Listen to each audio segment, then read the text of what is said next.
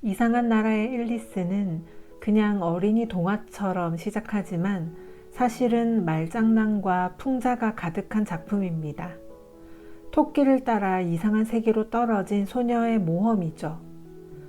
그러나 사실 이 작품은 세상의 규칙이 갑자기 모두 이상해진다면? 이런 질문을 품고 있습니다. 오늘 읽을 1장과 2장에는 이 작품의 핵심이 많이 들어 있습니다. 시간에 쫓기며 뛰어가는 토끼, 끝없이 깊어지는 굴, 그리고 갑자기 커졌다 작아지는 앨리스. 모든 것이 꿈처럼 엉망인데도 등장인물들은 오히려 그 상황을 너무 당연하게 받아들이죠. 바로 그 낯설고 이상한 감각이 150년이 넘도록 사람들이 이 작품에 빠지게 만든 이유입니다.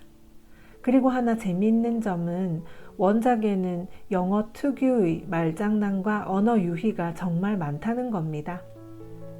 예를 들어 앨리스는 계속해서 나는 대체 누구지? 하고 혼란스러워합니다. 몸의 크기가 계속 바뀌니까 자신의 이름과 기억조차 믿지 못하게 되죠. 또 흰 토끼는 단순한 동물이 아니라 늘 시간에 쫓기고 허둥대는 어른 사회를 풍자하는 존재처럼 읽히기도 합니다. 그럼 이제 토끼를 따라 가장 이상한 세계로 들어가 보겠습니다. 앨리스는 할 일 없이 언니와 강둑에 앉아있는 것이 점차 무료해졌다. 언니가 읽고 있는 책을 한두 번 흘끔거리기도 했지만 그림이나 대화문도 보이지 않아 그림도 이야기도 안 나오는 뭐 저런 책이 다 있담? 하고 속으로 투덜댔다. 굳이 자리를 털고 일어나 데이지를 꺾고 오는 수고를 하면서까지 꽃목걸이를 만드는 게 재밌을까 생각하는데 갑자기 눈이 빨간 흰 토끼 한 마리가 옆으로 쌩하고 지나갔다. 뭐 그리 놀랄 일은 아니었다. 토끼가 혼잣말을 하는 소리가 들리는 것도. 어머 세상에 이럴 수가, 완전 늦었어. 하지만 토끼가 진짜로 조끼 주머니에서 시계를 꺼내보고 서두르자 앨리스는 토끼가 조끼를 입은 것도 시간을 확인하는 것도 한 번도 본 적이 없다는 생각이 퍼뜩 스쳤고 급 호기심이 생겨 얼른 자리에서 일어나 토끼를 뒤쫓기 시작했다. 토끼는 곧장 생 울타리 아래에 있는 커다란 토끼 굴 속으로 사라졌다. 앨리스는 어떻게 다시 나올지는 전혀 생각하지 않고 토끼를 따라 굴로 들어갔다. 토끼 굴은 마치 터널처럼 곧게 이어지다가 갑자기 급경사가 져 앨리스는 멈출 겨를도 없이 곧장 깊은 우물 같은 곳으로 굴러 떨어졌다. 우물이 매우 깊던지 아니면 아주 천천히 떨어지고 있던지 앨리스는 주위를 살필 수 있었고 무슨 일이 벌어질까 궁금했다. 우선 아래를 내려다보며 뭐가 있는지 살폈지만 너무 어두워서 아무것도 보이지 않았다. 그래서 옆으로 눈을 돌리니 우물 벽이 책장으로 되어 있는 것이 아닌가? 이곳 저곳에 못이 박혀 있고 지도와 사진이 걸려 있었다. 앨리스는 선반에 놓여 있는 유리병 하나를 집어들었다. 오렌지 마멀레이드라고 라벨이 붙어 있었지만 빈 병이라 크게 실망했다. 아래에 있을 누군가가 맞을지도 모른다고 생각하니 겁이 나서 병을 바닥으로 떨어뜨리지 않고 다른 선반 위에 올려두었다. 그래, 앨리스는 생각했다. 지금 이런 상황을 겪고 있으니 집 계단에서 구르는 것 따윈 걱정 안 해도 되겠는걸? 집에 가면 가족들이 날 얼마나 자랑스러워할까? 이제 난 옥상에서 떨어졌다고 해도 눈 하나 깜짝하지 않을 거야. 아래로 아래로 또 아래로. 끝이 있기나 한 걸까? 대체 몇 킬로미터나 내려온 거지? 앨리스가 큰 소리로 말했다. 분명 지구 핵 근처 어딘가에 있을 거야. 가만 보자. 그게 대략 6,400km 아래지 아마? 그래, 대강 맞을 거야. 그런데 위도와 경도는 어느 정도인지 궁금하네. 그녀는 곧바로 말을 이었다. 지구를 관통해서 떨어지고 있는 건가? 머리로 걷는 사람들 틈으로 내가 쏙 튀어나오면 얼마나 웃길까? 거기가 대추점이지 아마? 하지만 사람들에게 여기가 어딘지 물어봐야 할 거야. 죄송한데요 아주머니, 여기가 뉴질랜드인가요? 아니면 호주인가요? 뭐 이런 무식한 질문을 하는 애가 다 있냐고 생각하겠지. 안 돼. 절대 묻지 말아야 해. 아마도 어딘가에 그 나라 이름이 적혀 있겠지. 아래로 아래로 또 아래로. 달리 할 일이 없어서 앨리스는 또 말을 짓거렸다. 고양이 다이너가 날 아주 보고 싶어 할 거란 생각을 미처 못했네. 식구들이 티타임에 다이너의 그릇에 우유를 채워주는 걸 잊지 말아야 할 텐데. 다이너, 우리 아기, 너도 여기 같이 있으면 좋으련만. 안타깝게도 공중에는 쥐가 없지만 쥐랑 비슷한 박쥐를 잡을 수 있어. 그런데 고양이가 박쥐를 먹나? 그러다 앨리스는 잠이 몰려왔고 잠꼬대를 하듯 혼잣말을 이었다. 고양이가 박쥐를 먹나? 고양이가 박쥐를 먹어? 또 가끔은 이랬다. 박쥐가 고양이를 먹나? 알다시피 앨리스는 두 질문에 다 대답을 할 수 없으니 주체가 헷갈려도 상관없었다. 그녀는 졸고 있다고 느꼈고 이내 다이너와 손을 잡고 걷는 꿈을 꾸면서 진지하게 고양이에게 물었다. 자, 다이너, 솔직히 말해줘. 박쥐를 잡아먹은 적이 있어? 그때 갑자기 쿵쾅 하고 앨리스는 장작과 마른 잎사귀 더미 위로 떨어졌고 마침내 바닥에 닿았다. 앨리스는 털끝만큼도 다치지 않아서 곧장 두 발로 일어섰다. 그리고 고개를 들어 위를 쳐다보았지만 깜깜하기만 할 뿐 아무것도 보이지 않았다. 앞쪽으로 기다란 통로가 보였고 흰 토끼가 여전히 서둘러 가고 있는 모습이 눈에 들어왔다. 놓쳐서는 안 되기에 앨리스는 바람처럼 따라붙었고 토끼가 모퉁이를 돌면서 하는 말이 들렸다. 내 귀랑 콧수염이 엉망이 됐잖아. 늦어서 시간이 없는데. 앨리스는 토끼 뒤로 바짝 다가가 모퉁이를 돌았지만 토끼의 모습은 보이지 않았다. 그러고 나니 낮은 천장에 일렬로 램프가 매달려 있는 긴 복도에 들어왔다는 것을 알게 되었다. 복도 전체에 문이 쭉 들어서 있었는데 모두 잠겨 있었다. 앨리스는 문을 하나씩 열어보다가 안 되자 풀이 죽어 복도 중앙으로 돌아와서는 어떻게 이곳을 빠져나갈 수 있을까 생각했다.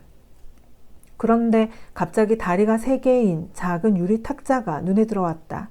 탁자 위에는 작은 황금 열쇠가 놓여 있었는데 그걸 보자마자 앨리스는 여기 있는 문들 중 하나를 열 수 있을 거라고 생각했다. 그런데 이럴 수가? 자물쇠가 너무 크거나 열쇠가 너무 작아서 어찌됐든 어느 문도 열 수 없었다. 하지만 다시 둘러보니 전에 보지 못했던 작은 커튼이 있었고 그 뒤로 높이가 40cm가 채 되지 않는 작은 문이 하나 있었다. 앨리스가 황금 열쇠를 넣어보니 놀랍게도 꼭 들어맞는 것이 아닌가. 문을 여니 쥐구멍만한 크기의 작은 통로가 보였다. 앨리스가 무릎을 꿇고 안을 들여다보았더니 한 번도 본 적이 없는 아름다운 정원으로 이어지는 길이 보였다. 어두컴컴한 복도에서 벗어나 화사한 색상의 꽃들과 멋진 분수가 놓인 정원을 활보하고 싶은 마음이 굴뚝 같았지만 통로가 너무 좁아서 머리도 들어가지 않았다. 가엾은 앨리스는 이렇게 중얼거렸다. 머리가 들어간다고 해도 어깨를 밀어넣지 못하면 아무 소용이 없잖아? 망원경처럼 몸을 접을 수 있다면 얼마나 좋을까? 처음에 어떻게 하는지만 알면 그 다음부터는 문제 없을 텐데. 너무 비현실적인 일들이 많이 일어났던지라 앨리스는 그런 일이 전혀 불가능할 거라는 생각이 들지 않았다. 작은 문 앞에 서 있어 봐야 아무 소용이 없을 것 같아서 앨리스는 다른 열쇠나 사람이 몸을 망원경처럼 접을 수 있는 방법이 적힌 책이 놓여 있으면 좋겠다고 살짝 기대하면서 탁자로 향했다. 이번에는 탁자 위에 작은 병이 놓여 있었는데 병목에 아름답고 커다란 글씨체로 날 마셔 라고 적힌 라벨이 붙어 있었다. 날 마셔 라는 말은 유혹적이었으나 현명한 앨리스는 성급히 마실 생각은 없었다. 아니, 우선 좀 살펴봐야겠어. 독이라고 쓰여 있진 않은지 확인해야지. 앨리스는 화상을 입거나 맹수에게 잡아먹히거나 그런 불쾌한 일을 겪은 아이들에 관한 동화를 여러 권 읽었는데 그 아이들 모두 친구들이 알려준 단순한 주의사항을 기억하지 못해서 그렇게 되었다. 새빨갛게 달아오른 부직갱이를 너무 오래 들고 있으면 화상을 입는다든지 칼을 아주 꽉 잡으면 피가 난다든지 하는 것들이다. 그 중에 앨리스가 절대 까먹지 않는 것은 독이라고 적힌 병에 든 것을 마시면 머지않아 큰일이 날 것이 확실하다는 점이다. 하지만 이 병에는 독이라는 글씨가 보이지 않아서 앨리스는 마셔보았고 맛이 아주 괜찮아서 단숨에 들이켰다.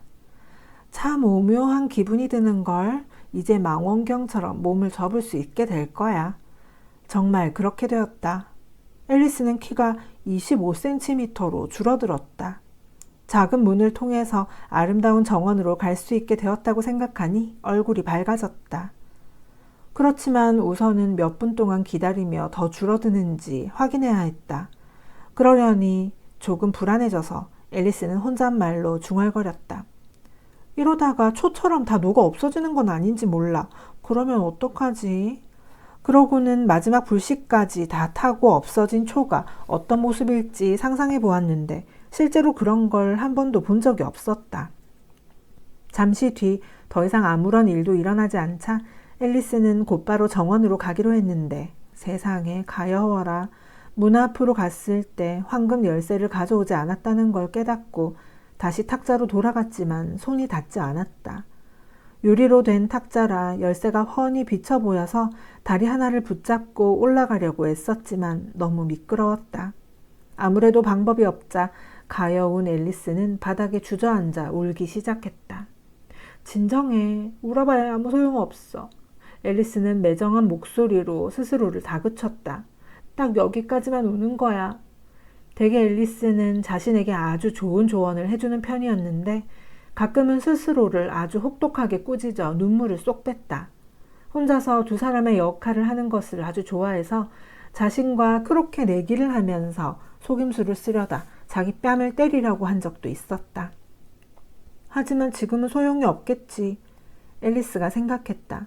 내가 2명이라고 생각하는 거 말이야. 왜냐하면 온전히 한 사람의 역할을 하는 것도 벅차니까. 이내 앨리스는 테이블 아래 놓여있는 작은 유리 상자로 눈길이 갔다. 상자를 열어보니 작은 케이크가 들어있었는데 그 위에 커런트로 장식한 날 먹어라는 글씨가 보였다. 그래, 먹어야지. 이걸 먹고 몸이 다시 커지면 열쇠를 집을 수 있을 거야. 이걸 먹고 몸이 작아지면 열쇠 구멍으로 들어갈 수 있겠지. 어찌됐든 정원으로 갈 수 있으니까 둘 중 어떤 일이 벌어진다고 해도 상관없어. 그래서 케이크를 살짝 베어 물고는 얼른 혼잣말을 중얼거렸다. 자, 어느 쪽이야? 어느 쪽이냐고. 커지는지 줄어드는지 살피려고 손을 머리 위에 올린 채로 있었는데 아무 일도 일어나지 않자 앨리스는 적잖이 당황했다. 보통은 케이크를 먹으면 아무 일도 일어나지 않는 것이 당연하지만 이상한 현상에 완전히 사로잡혀 있었기에 평범한 일상이 지루하고 바보처럼 느껴졌다. 그래서 다시 먹기 시작했고 얼마 지나지 않아 케이크가 동났다. 신통방통해라. 앨리스가 큰 소리로 외쳤다. 이제 난 세상에서 제일 큰 망원경처럼 늘어나고 있어. 내 발아 안녕. 내 가엾은 발. 이제 누가 양말과 신발을 신겨줄까. 내가 할 순 없는데. 너무 멀리 있어서 말이야. 그러니 발아, 네가 할 수 있는 최선을 다하렴. 앨리스는 또 이렇게 생각했다. 하지만 나도 착하게 대해야 해. 아니면 내가 가고 싶은 곳으로 발이 움직이지 않을 수도 있으니까. 그래, 크리스마스 때마다 새 신발을 사줘야겠어. 그렇게 앨리스는 어떻게 발을 움직일 것인지 계획을 세워 나갔다. 택배로 붙여야겠지. 자기 발에게 선물을 보낸다니 정말 우습잖아. 게다가 주소는 또 어떻고. 세상에, 내가 지금 뭐라고 짓거리고 있는 거야. 바로 그때 앨리스의 머리가 복도 천장에 닿았다. 키가 2m 75cm가 넘었기에 앨리스는 작은 황금 열쇠를 곧바로 집어들고는 서둘러 정원으로 가는 문으로 향했다. 아, 가엾은 앨리스. 키가 너무 커버려 바닥에 옆으로 누워 한쪽 눈으로 통로 안을 들여다보는 것 말고 할 수 있는 것이 없었다. 전보다 더 통과하기 어려워졌다. 그녀는 자리에 앉아 다시 울음을 터뜨렸다. 부끄러운 줄 알라고. 너처럼 괜찮은 소녀가 주저앉아 울고 있다니. 그만하라고 했잖아. 하지만 달라지는 것은 없자 하염없이 눈물이 흘렀고 그렇게 수심 10cm 정도의 커다란 웅덩이가 생겨 복도의 절반을 채웠다. 잠시 뒤 멀리서 우두둑 하는 발자국 소리가 작게 들리자 앨리스는 황급히 눈물을 닦고 누가 오는지 살폈다. 아까 봤던 흰 토끼가 멋지게 차려입고 한 손에는 흰색 가죽 장갑을, 다른 손에는 커다란 부채를 들고 돌아오는 것이 아닌가. 토끼는 빠르게 발을 옮기며 혼자 투덜거렸다. 공작 부인이 늦어지면 노발대발 하실 텐데. 앨리스는 너무 절박해서 누구에게라도 도움을 청하고 싶었기에 토끼가 가까이 왔을 때 소심한 목소리로 작게 말했다. 저기 죄송하지만. 흰 토끼는 깜짝 놀라 가지고 있던 가죽 장갑과 부채를 떨어뜨리고는 어둠 속으로 허둥지둥 도망쳤다. 앨리스는 부채와 장갑을 집어들었고 복도가 아주 더운 터라 계속 부채질을 하며 말을 이었다. 세상에, 오늘은 도대체 무슨 날이람? 어제까지는 모든 것이 다 평범했는데 하룻밤 사이에 내가 변한 걸까? 가만히 있자. 오늘 아침에 일어났을 때 그대로였나?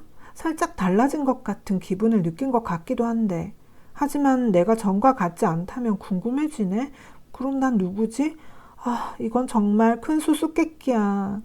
그리고 앨리스는 자신이 아는 모든 또래 아이들을 떠올리며 그들 중 누구로 변했는지 생각해 보았다. 에이다는 확실히 아니야. 그 애는 긴 곱슬머리인데 내 머린 곱슬거리지 않아. 그리고 메이프릴리도 없어. 난 아는 게 많은데 그 애는 진짜 아는 게 없잖아? 게다가 그 애는 그 애고 나는 나야. 세상에, 뭐가 이렇게 복잡하담? 내가 알던 모든 것들을 기억하는지 확인해 봐야겠어. 어디 보자. 4 곱하기 5는 12이고 4 곱하기 6은 13, 4 곱하기 7. 맙소사, 이렇게 곱셈을 해서 20까지 가본 적이 없는데. 아무튼 구구단이 중요한 건 아니니까 지리를 해보자. 런던은 파리의 수도고 파리는 로마의 수도고 로마는... 아니, 전부 다 틀렸어. 확실해. 내가 메이블로 바뀌었나? 작은 악어를 한번 불러서 확인해 봐야겠어. 앨리스는 수업 시간처럼 무릎 위에 손을 포갠 다음 작은 악어를 부르기 시작했지만 목이 쉬고 이상하게 들리는 데다 단어도 잘 생각나지 않았다. 제대로 외운 게 아니야. 가엾은 앨리스가 눈물이 가득 고인 채 말을 이었다. 내가 결국 메이블로 바뀌었나 봐. 이제 비좁은 집에서 장난감도 없이 살아야 하다니. 배울 게 엄청 많겠지. 아니, 결정을 내려야 해. 내가 메이블이 됐다면 계속 여기 있을 거야. 사람들이 어서 올라와 얘야 라고 말해도 소용없어. 그럼 난 그들을 쳐다보며 이렇게 말할 거야. 제가 누구예요? 그거 먼저 알려주세요. 제가 마음에 드는 사람이면 올라갈래요. 아니면 다른 사람이 될 때까지 여기 있을 거예요. 맙소사. 앨리스는 갑자기 눈물이 왈칵 쏟아졌다. 사람들이 날 찾아주면 좋겠어. 여기 혼자 있으려니까 너무 힘들어. 이렇게 말하며 앨리스는 손을 내려다보았고 혼잣말을 하는 와중에 토끼의 작은 흰색 가죽 장갑 한쪽을 끼고 있는 것을 보고 놀랐다. 어쩌다 이랬지? 내가 다시 작아지고 있나 봐. 앨리스는 자리에서 일어나 키를 가늠해 보려고 탁자로 다가갔고 예상한 대로 자신이 지금 60cm 정도이고 급속도로 줄어들고 있다는 것을 알게 되었다. 그리고 이내 줄어드는 원인이 가지고 있는 부채 때문이라는 것을 알아차리고는 완전히 줄어들어 없어지기 전에 서둘러 부채를 손에서 떨어뜨렸다. 큰일 날 뻔했어. 앨리스는 갑작스러운 변화에 크게 겁이 났지만 완전히 사라지지 않게 되어 기뻤다. 이제 정원으로 가야지? 그녀는 이렇게 말하고 서둘러 작은 출입구로 향했다. 그런데 어쩌나 작은 문은 다시 닫혀버렸고 황금 열쇠는 전처럼 유리 탁자 위에 놓여 있다. 최악의 상황이 되었어. 앨리스가 생각했다. 이렇게까지 작아진 적은 없었잖아. 진짜 최악이야. 그렇게 말하는 와중에 그만 발이 미끄러지면서 풍덩. 앨리스는 턱까지 물에 잠겼다. 처음에는 바다에 떨어졌다고 생각했다. 그렇다면 기차를 타고 집에 가면 되지. 앨리스는 혼잣말을 했다. 그렇지만 곧 자신이 2m 75cm일 때 울었던 눈물이 만든 웅덩이에 빠졌다는 것을 알게 되었다. 그렇게 많이 우는 게 아니었어. 앨리스는 물 밖으로 나가려고 애쓰며 말했다. 지금 벌을 받고 있나 봐. 내가 흘린 눈물에 익사하는 걸로. 그건 너무 이상한 일이잖아. 그렇지만 오늘은 모든 게 다 이상하니. 그러다 조금 떨어진 곳에서 첨벙 하는 소리가 들렸고 앨리스는 그게 무엇인지 보려고 헤엄쳐 가까이 갔다. 처음에는 바다 코끼리나 하마가 틀림없다고 생각했는데 자신이 얼마나 작아졌는지 떠올려 보니 자기처럼 미끄러진 쥐일 거라고 추측했다. 생쥐랑 이야기하는 게 소용이 있을까? 여기서는 모든 게 이상하니 쥐가 말을 할 수 있겠지. 아무튼 시도해본다고 나쁠 건 없어. 그래서 앨리스는 이렇게 말했다. 저기 생쥐야, 이 웅덩이에서 나가는 법을 알아? 계속 헤엄치느라 지쳤어, 생쥐야. 생쥐는 호기심 어린 표정으로 앨리스를 쳐다보더니 눈을 찡긋거렸지만 아무런 대답도 하지 않았다. 아마 영어를 못 알아듣는 걸 거야. 앨리스는 이렇게 생각했다. 정복자 윌리엄이랑 같이 온 프랑스 생쥐가 분명해. 그러고는 다시 말을 이었다. 우에 마샷? 이 말은 앨리스가 프랑스어 수업에서 처음으로 배운 문장이었다. 그러자 생쥐가 놀라 몸서리치며 물 위로 도약했다. 어머 미안해. 앨리스는 가엾은 동물에게 상처를 주었을까 두려워 황급히 사과했다. 네가 고양이를 싫어한다는 걸 까맣게 잊고 있었어. 난 고양이가 정말 싫어. 생쥐가 날카롭고 예민한 목소리로 외쳤다. 네가 내 입장이라면 고양이를 좋아하겠니? 아니 안 그렇겠지. 앨리스가 생쥐를 달랬다. 너무 화내지 마. 내 고양이 다이너를 보여줄 수 있으면 좋을 텐데 그 애를 보면 고양이를 좋아하게 될 거야. 정말 얌전하거든. 앨리스는 느긋하게 웅덩이를 헤엄치며 반쯤은 혼잣말로 중얼거렸다. 벽난로 옆에 앉아서 가르릉거리며 발을 핥고 얼굴을 씻어.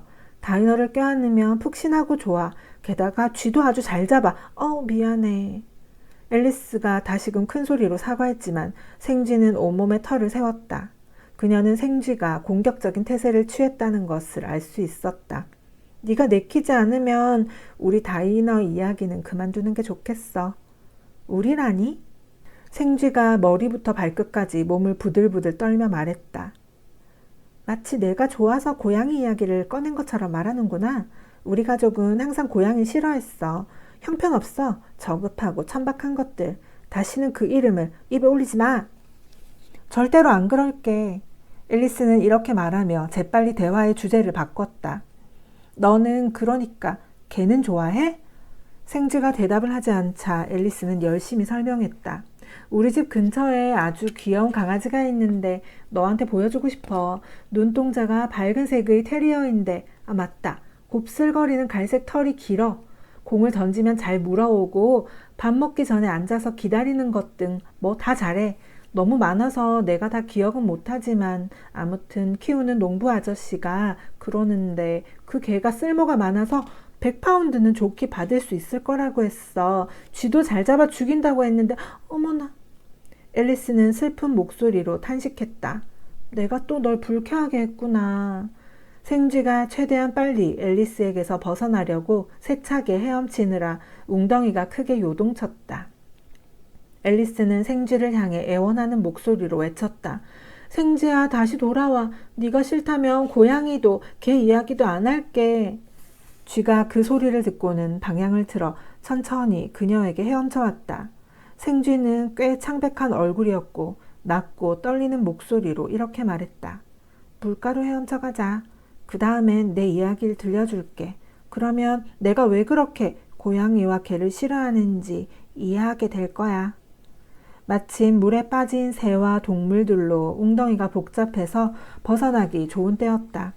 오리와 도도새, 앵무새와 새끼 독수리를 비롯해 흥미로운 동물들이 보였다. 앨리스가 앞장섰고 모두가 물가를 향해 헤엄치기 시작했다. 강둑에 모인 모두가 참으로 볼만했다. 새들은 깃털이 젖어 볼품 없었고 동물들도 털이 바짝 달라붙었다. 모두가 젖은 몸에서 물을 뚝뚝 흘리며 언짢아했다. 당연히 어떻게 다시 몸을 말릴 것인지가 관건이었다.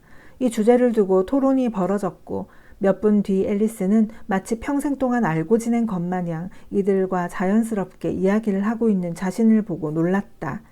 실제로 앵무새와는 꽤 길게 언쟁을 벌였는데 새는 마지막에 셀쭉해져서는 이렇게 싸붙였다. 내가 너보다 나이가 많으니 더 잘 알아. 앵무새가 몇 살인지 몰랐기에 앨리스는 그 말을 인정할 수 없었고 새가 나이를 알려주지 않아서 더는 할 말이 없었다. 마침내 그들 중 권한이 있어 보이는 생쥐가 큰 소리로 말했다. 전부 앉아서 내 말 좀 들어요. 금방 몸을 말릴 수 있게 해줄 테니. 그 소리에 모두가 생쥐를 중심으로 둥글게 모여 앉았다. 앨리스는 빨리 몸을 말리지 않으면 심한 감기에 걸릴 것 같은 기분이 들어 불안한 눈빛으로 생쥐를 쳐다보았다. 생쥐가 헛기침을 하고 입을 열었다. 다들 들을 준비가 되었나요? 내가 아는 가장 몸이 건조한 이야기를 할 테니 모두 정숙해주세요. 교황의 총애를 받던 정복자 윌리엄이 지도자가 필요했던 영국의 국왕자리에 올랐어요. 머시아와 노선부리아의 백작인 에드윈과 모르카는 앵무새가 몸을 떨며 소리를 냈다. 뭐라고? 생쥐는 인상을 찌푸렸지만 예의 바르게 물었다. 뭐라고 말한 거죠? 아무 말 안 했는데? 앵무새가 서둘러 대답했다. 난 또 뭐라고 한 줄 알았네. 생쥐가 대꾸했다. 그럼 계속하겠어요. 머시아와 노선부리아의 백작 에드윈과 모르카가 윌리엄을 지지했고 애국심 강한 캔터베리의 대주교 스티겐드도 그렇게 하는 것이 적절하다고 판단했기에 뭐가 적절하다는 거지? 오리가 물었다. 그것이 적절하다고요. 생쥐가 꽤 언짢은 듯 대답했다. 당연히 그것이 무엇인지는 알 테고.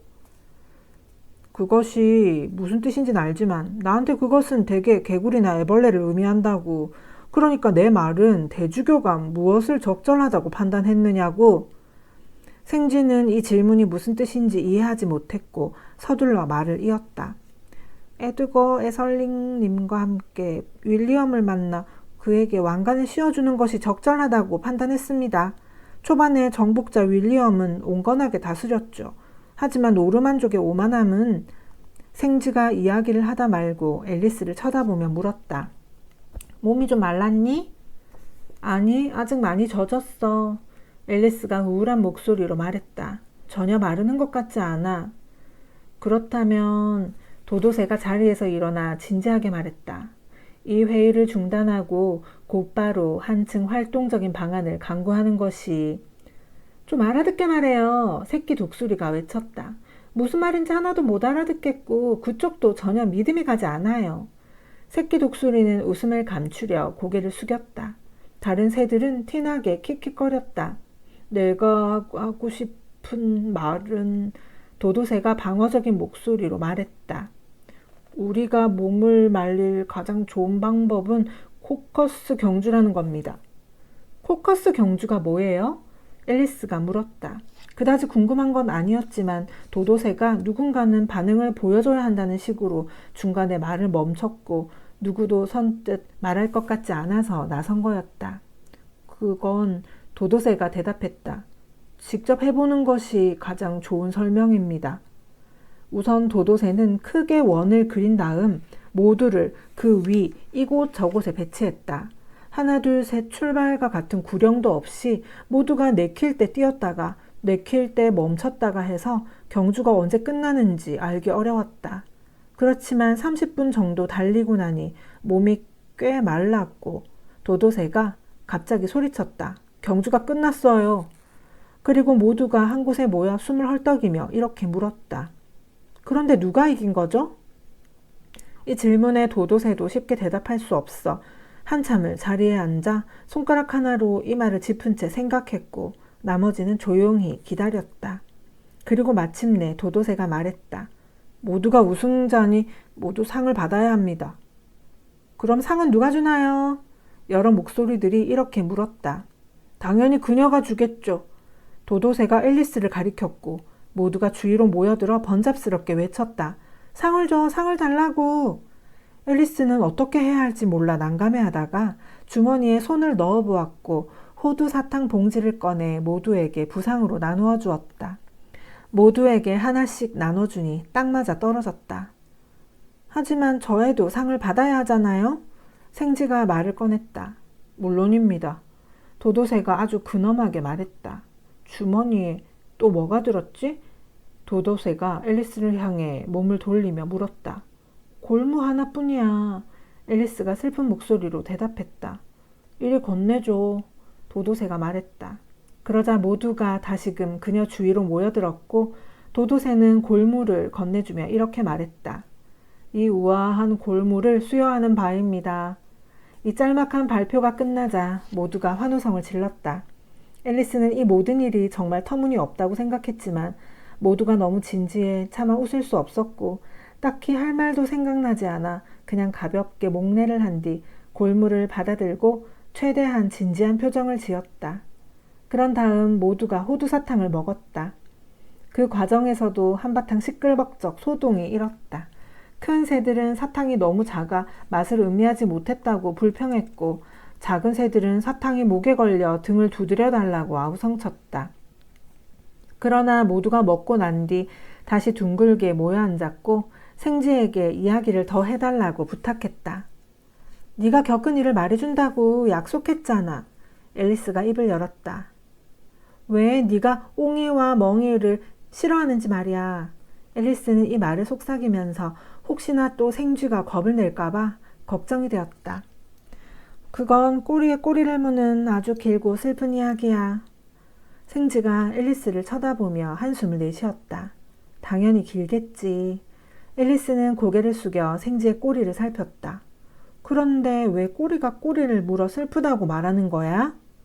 앨리스는 생쥐가 말하는 동안 계속 그 부분에 대해 생각했고 그녀가 이해한 생쥐의 이야기는 이랬다. 집에서 만난 사나운 퓨어리가 생쥐에게 이렇게 말했다. 법원에 가자. 널 고소하겠어. 부정해도 소용없어. 우리는 재판을 해야 해. 오늘 아침에 난 아무것도 할 게 없거든. 그 말에 생쥐가 퓨어리에게 이렇게 대답했다. 이봐, 배심원도 판사도 없는 재판은 시간 낭비일 뿐이야. 내가 판사도 하고 배심원도 할 거야. 퓨어리가 말했다. 샅샅이 조사한 뒤 널 사형에 처하겠어. 내 이야기를 안 듣고 있잖아. 생쥐가 앨리스에게 화를 냈다. 무슨 생각을 하는 거야? 미안해. 앨리스가 공손한 목소리로 대답했다. 꼬리를 5번 꼬아야 하지? 아니거든. 생쥐가 크게 화를 내며 날카롭게 반응했다. 매듭이 생겼구나. 언제나 남을 도울 준비가 된 앨리스가 생쥐 주변을 살피며 말했다. 내가 푸는 걸 도와줄게. 난 그런 거 없거든. 생쥐가 자리에서 일어나 걸음을 옮겼다. 넌 이상한 말을 해서 날 모욕했어. 그런 의도가 아니야. 가엾은 앨리스가 애처롭게 말했다. 하지만 넌 너무 쉽게 화를 내. 그 소리에 생쥐는 말없이 씩씩거리기만 했다. 그만 돌아와서 이야기를 마저 끝내줘. 앨리스가 생쥐를 불렀고 다른 동물들도 함께 외쳤다. 그래, 그렇게 해줘요. 하지만 생쥐는 고개를 저으며 더 빨리 걸음을 옮겼다. 생쥐가 가버리다니 정말 유감이군. 생쥐가 시야에서 사라지자 앵무새가 한숨을 쉬었다. 늙은 꽃게는 이 기회를 빌려 딸에게 이렇게 말했다. 아가, 방금 잘 봤지? 넌 절대 성질을 부려선 안 된다. 엄마, 말 조심해요. 어린 꽃게가 살짝 떽떽거렸다. 엄마는 너무 잔소리가 심해요. 다이너가 여기 있었더라면 좋았을 텐데. 앨리스는 딱히 누군가에게 하는 말은 아니었지만 큰 소리로 외쳤다. 그럼 곧바로 생쥐를 물어왔을 텐데. 다이너가 누군지 물어봐도 될까?